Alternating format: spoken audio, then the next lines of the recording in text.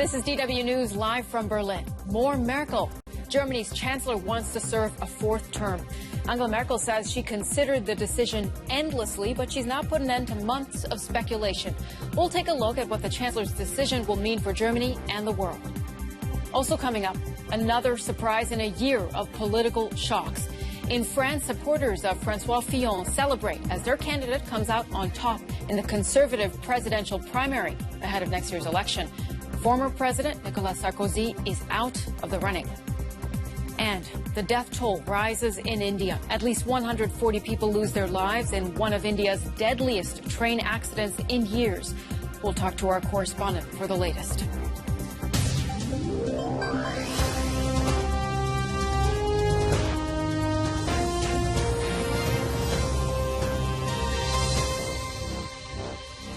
I'm Sumi Somaskanda. Good to have you with us. We'll get to our top story in a moment, but first, at least 27 people have been killed in a suicide attack at a mosque in Afghanistan's capital, Kabul. More than 30 people were injured, and authorities say the number of casualties will rise. Now, Afghanistan's Tolo news network posted this photo of the site of the attack. The broadcaster quoted eyewitnesses saying the suicide bomber detonated the explosives at the end of a prayer ceremony. Well, journalist Josh Smith is standing by for us in Kabul with the very latest. He joins us on the phone. Josh, no one has yet claimed responsibility, but who could be behind this attack? Major attacks like this in Kabul have been claimed in the past by both the Taliban and Islamic State. However, in recent months, Islamic State, which has a much smaller presence in Afghanistan than the Taliban, has claimed responsibility for several large attacks, specifically targeting the Shia religious minority here in Kabul. That included very deadly attacks both on Shia mosques previously, as well as a large demonstration that killed as many as 80 people a few months ago. So, Josh, this attack did then target a Shia ceremony, as you said. We haven't seen the level of sectarian violence in Afghanistan that we've seen as in Iraq, for example. But is that now changing? With each of these attacks, that is certainly something that people here on the street in Kabul do talk about. They are afraid of increasing sectarian violence. However, so far, such attacks have yet to lead to broader sectarian violence between the various groups here in Afghanistan. And Josh, you mentioned there have been attacks claimed by Islamic State and the Taliban in Kabul. How do people see the overall security situation in the city right now? Within the city, many people, both Westerners who work here under the international mission here, as well as Afghan residents, fear that the conditions here in the city have deteriorated quite a bit as violence around the country has increased over the past 2 years. All right, journalist Josh Smith for us on the line from Kabul. Thank you very much. Thank you. Now to the big news here in Germany. Angela Merkel is to run for a fourth term as German chancellor in elections late next year. Her announcement ends months of speculation. Some thought she might not stand for another term, with the populist AfD gaining ever more support. We'll have analysis from our political correspondent in a minute, but first a look at what Merkel had to say about her much-anticipated decision. The CDU leadership gathers to anoint Chancellor Merkel's renewed candidacy. The news leaked hours ahead of the official announcement. It was a long wait for the press.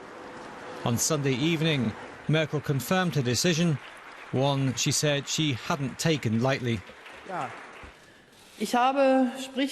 spent an eternity thinking about this.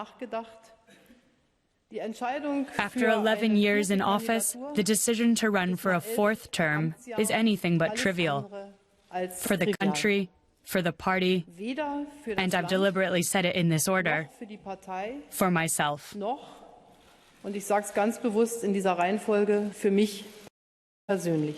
It's not a decision about an election campaign. I'm deciding on the next 4 years, the entire term if my health allows it.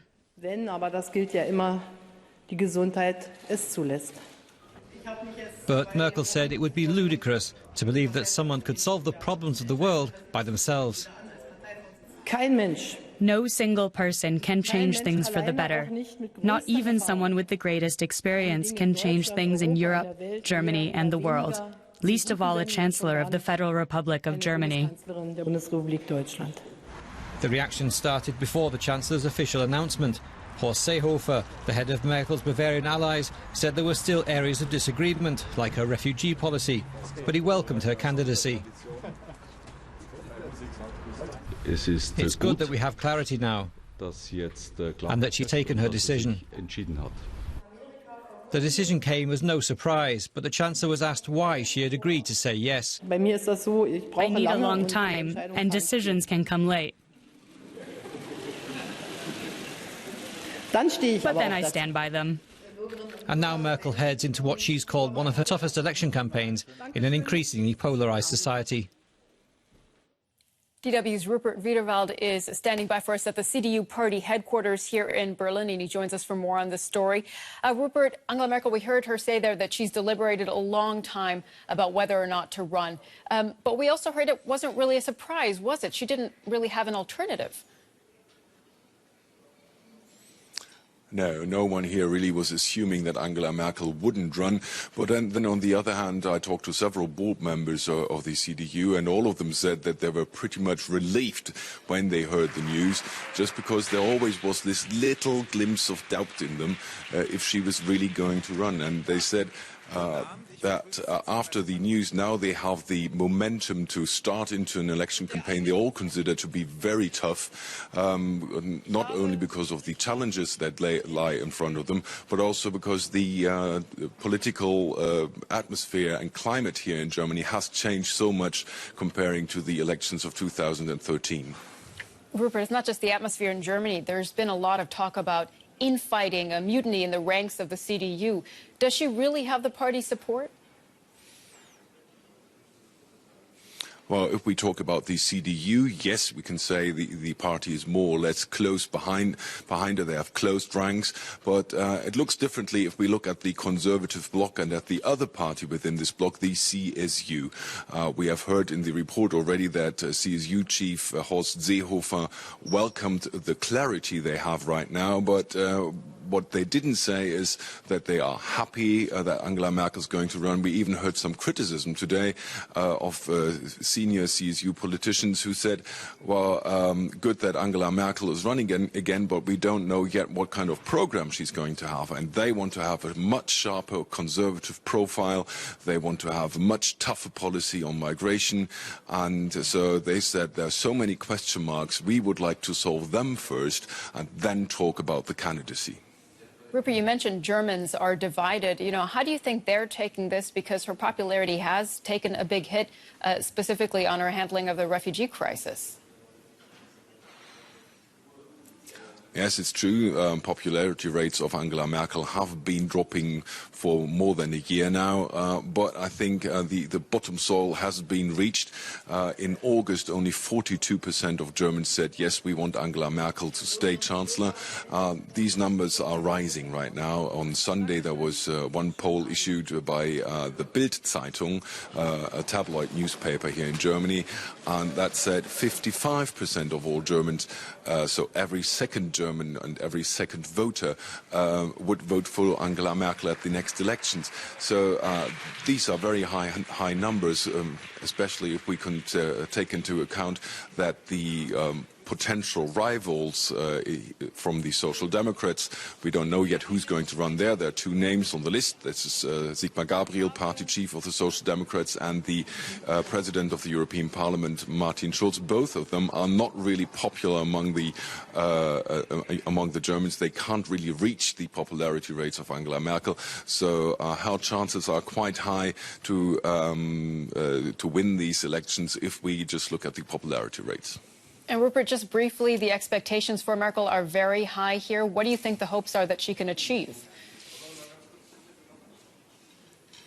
while there have been very high expectations internationally, newspapers have called out Angela Merkel as last woman standing for the liberal world order, something she called yesterday grotesque and absurd. But then on the other side, the CDU has already started to take the renewed candidacy of Angela Merkel as a signal of stability and continuity. And very clearly the campaign, the election campaign, will be designed around Angela Merkel and this motive of stability and continuity.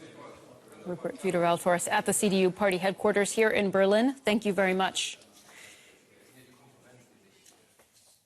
Now, French voters have defied expectations by throwing ex-president Nicolas Sarkozy out of the race for the presidency.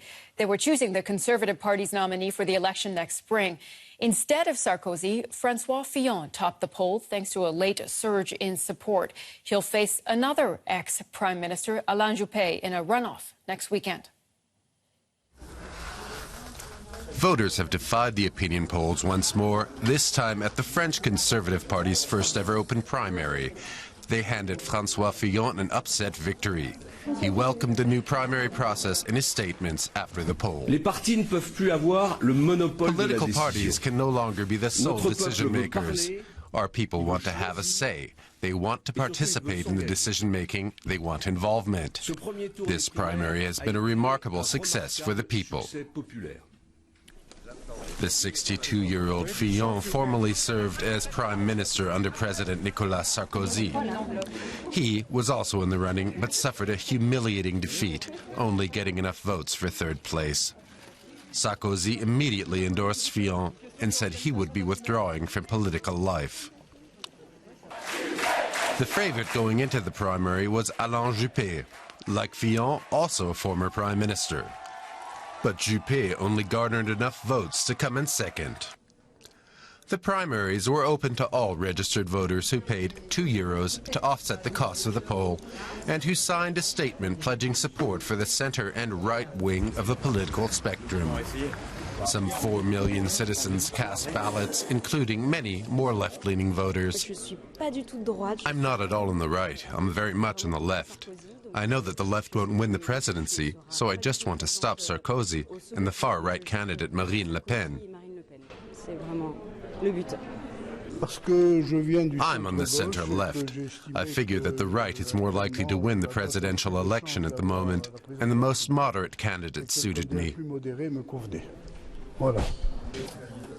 Next Sunday, we'll see a runoff vote between the two top conservative contenders, Fillon and Juppé. The winner will become the party's presidential candidate, and very possibly the next president of France. Turkey's president says he is disillusioned with the U.S. In an interview, Recep Tayyip Erdogan blasted President Barack Obama's handling of the migration crisis. He also condemned Washington for failing to deport a cleric that Ankara accuses of orchestrating July's failed coup attempt. It's another sign of friction between Turkey and its key NATO ally as a meeting of the alliance gets underway in Istanbul. At the summit, Erdogan warned NATO not to shelter what he called terrorist soldiers. Several Turkish army generals working for NATO have reportedly sought asylum in the countries where they are posted. Turkey has faced international condemnation for a crackdown on journalists, civil servants, and members of the military in the wake of the failed coup attempt. We have to take a short break, but still to come on the program.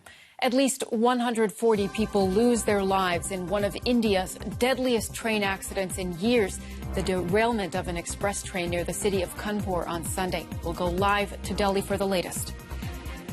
And the moment a Syrian warplane hits children's hospital in Aleppo. Days of intense airstrikes have left more than 150 people dead.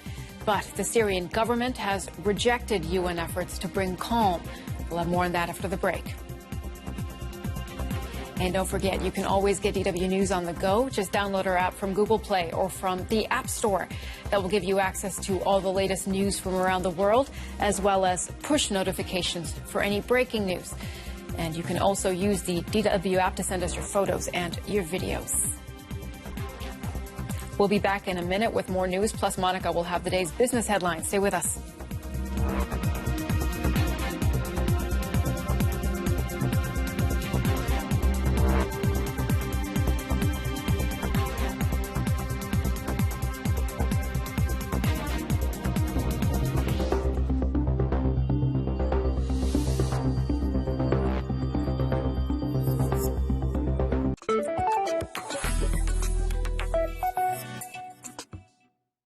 Germany, state by state. The most colorful, the liveliest, the most traditional. Find it all at any time. Check in with a web special. Take a tour of Germany, state by state, on DW.com. It's always about passion, and rarely about business plans. Creative entrepreneurs in the German capital. Autonomous between self-determination and self-exploitation. Passion and Profit, Berlin Creatives. Starting November 22nd in Made in Germany on DW.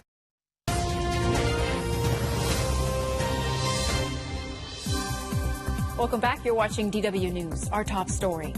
Germany's Chancellor Angela Merkel has announced that she will run for a fourth term in elections late next year.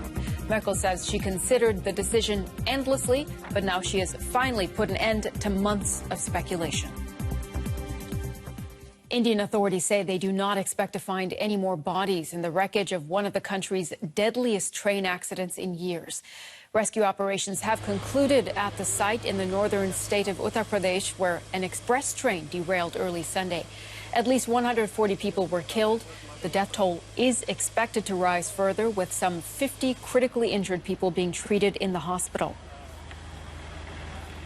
Well, the Indian government has ordered an investigation into what caused the train to derail. Our correspondent Sonia Falnikar is covering the story for us from New Delhi. She joins us on the phone. Sonia, what have investigators found out so far? Well, Sumi, at this stage, we don't know much about that investigation. It's too early, I would say. But, top railway officials have said that a fault in the tracks may have been to blame for the accident. Now, today, a few reports in the Indian media suggest that the carriages were outdated. And the train may also have been carrying far more passengers than it was supposed to. Now, although the official number of passengers was about 1,200, a major Indian newspaper said as many as another 500 could have been on that train without tickets. So overcrowding may have contributed to the derailment. Sonia, India has a huge train network and accidents are relatively common. Why is that?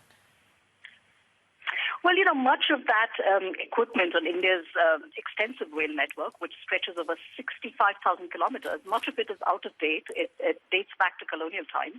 And safety is a huge issue. Most trains in India still lack effective systems to detect smoke and fire. Thousands of railway crossings in India are unmanned. That's where many accidents occur. And so really, decades of neglect, low investment, highly subsidized fares have really left the network in shambles. Taking that into account, Sonia, do you think we'll see any consequences after this accident? Well, we're certainly likely to see a renewed debate on rail safety in India. I mean, let's remember that Prime Minister Narendra Modi has said that revamping the railways is a priority for his government. Now, last year, Modi announced huge investments of over 130 billion to modernize and expand the railways. He's invited foreign investors to help, upgrade crumbling infrastructure, build modern bullet trains, enable Wi-Fi in stations. But I think critics now will be asking, hard questions about whether the government should be focusing more on ensuring basic safety rather than, throwing money at all these ultra-modern technologies. All right, DW Sonia Falnikar on the phone from Delhi. Sonia, thank you for that update. You're welcome. Now to Syria, where days of intense airstrikes by the government have left more than 150 people dead in Aleppo. Hospitals and schools have been hit during a massive assault aimed at retaking control of the rebel-held eastern side of the city. The Syrian government has rejected UN efforts to bring calm to Aleppo, despite increasingly dire conditions for civilians. This is the aftermath of the Syrian government's assault to take back control of eastern Aleppo. A barrel bomb fell here, and the smell of chlorine swept through the streets. A whole family was inside, 4 kids and their parents. We tried to resuscitate them, but they were gone. He's talking about these children. They lived in a part of the city controlled by rebels and were killed in a bombardment in the middle of the night. 2 medics reported the bomb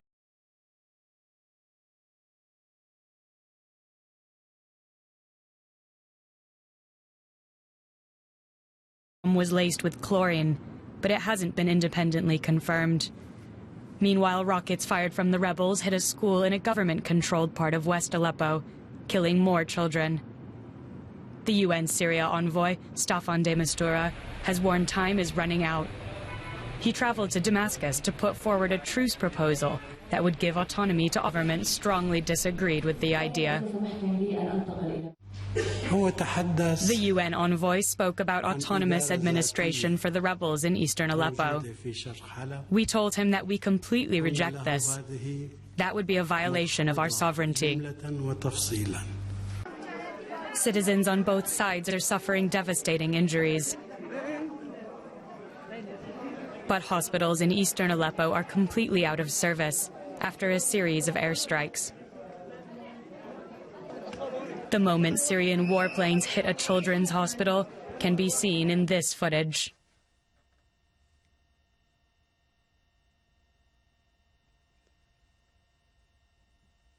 It's just one of the indiscriminate attacks, leaving its victims no place to turn for help. All right, switching gears to business headlines now with Monica, and more on the impact Donald Trump's election victory will have on global trade.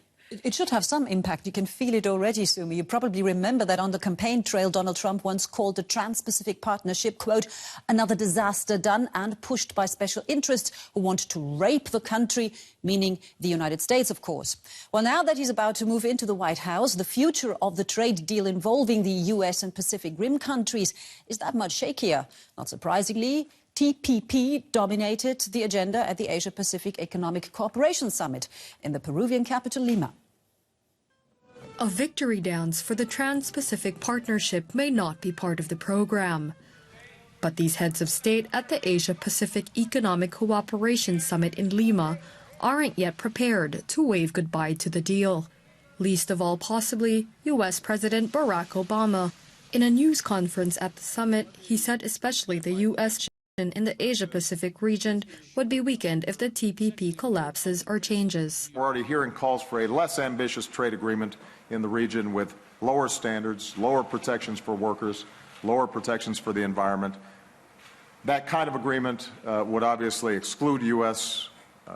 Workers and businesses and access to those markets. So for all those reasons, I believe that TPP is a plus for America's economy, America's workers, American jobs. Apart from suggestions to water down the 12-country pact, the idea of excluding the U.S. from the deal has also been floated. Others have said that would be hard to accomplish without redoing the TPP negotiations, which have already taken 8 years. As a backlash against globalization gains momentum around the world, pro-free trade leaders are going to have to get used to a lot of this kind of maneuvering to get deals like the TPP off the ground. Here's one more challenge. Cybercrime is on the rise.